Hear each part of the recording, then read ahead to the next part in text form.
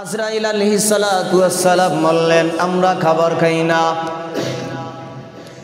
হে আল্লাহর খলিল, আমরা খাবার খাই না, আমরা তো হলাম আল্লাহ রাব্বুল আলামিনের পক্ষ থেকে ফেরেশতা। আমি আজরাইল, আমার সাথে যারা আছে তারা অন্যান্য ফেরেশতা, আমার সহযোগী ফেরেশতা। আল্লাহ রাব্বুল আলামিন কওমে লূতের উপর আযাব দেওয়ার জন্য আমাদেরকে পাঠাইছেন, পাশাপাশি আপনার সাথে সাক্ষাৎ করে যাওয়ার জন্য আল্লাহ হুকুম করেছেন। আল্লাহ তাআলার হুকুম পালন করার জন্য আপনার কাছে আসা। আমরা দুনিয়ার কোনো খাবার আমরা ভক্ষণ করি না, আমরা খাবারে খাই না। যখন বুঝতে পারলেন আল্লাহর খলিল সে হলো আজরাইল, সাথে হলো সহযোগী ফেরেশতা, তখন তিনি প্রশ্ন করে বসলেন, হে আজরাইল, তুমি যখন নেককার মানুষের জান কবজ করো তখন তোমার সূরত কেমন থাকে? বদকার মানুষের জান যখন তুমি কবজ করো তখন তোমার সূরত কেমন থাকে? একটু আমাকে দেখাও। আজরাইল আলাইহিস সালাতু ওয়াস সালাম বলতেছেন, হে আল্লাহর খলিল, আপনি বদকার মানুষের জান যখন যে সূরত নিয়ে আমি কবজ করি, ওই সূরত যদি আপনি দেখেন তাহলে আপনি আর হুঁশ জ্ঞান থাকবে না, ধৈর্য ধারণ করতে পারবেন না, আপনি বেহুশ হয়ে যাবেন। আল্লাহর খলিল বলেন, সমস্যা নাই, তারপর আমি একটু দেখতে চাই। বারবার পিরাপিরি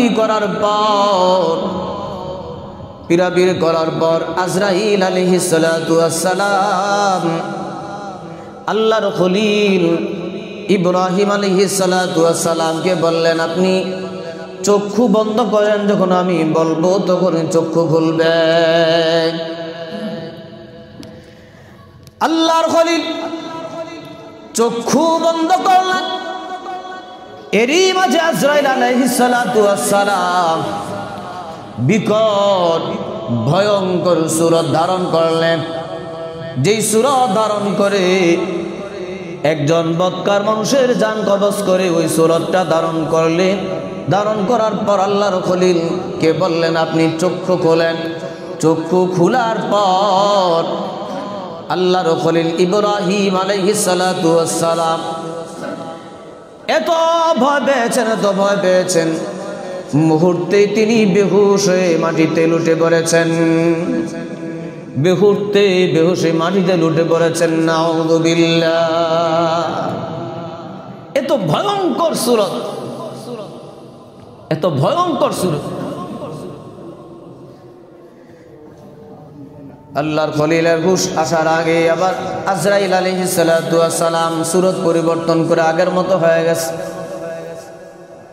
জ্ঞান ফিরার পর ইব্রাহিম আলাইহিস সালাতু ওয়াস সালাম বললেন,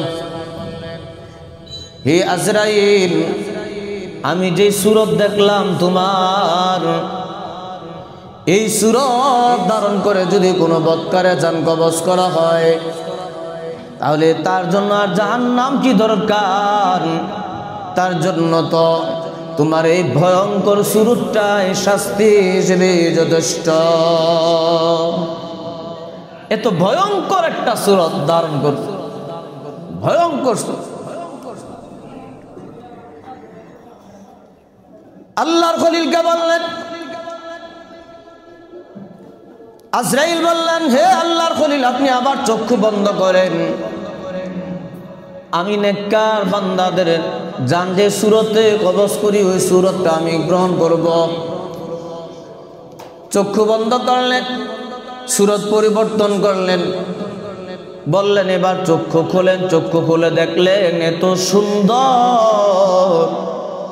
এত সুন্দর একটা মানুষ দেখা যায়।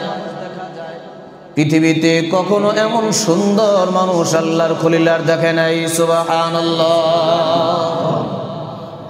এত সুন্দর, শুধু এক পলকে তাকিয়ে আছে এক পলকে। এত সুন্দর চেহারার অধিকারী, আজরাইল আলাইহিস সালাতু ওয়াস সালাম বলেন, হে আল্লাহর খলিল, আমি এই সূরত ধারণ করে নেককার মানুষের জান কবজ করি।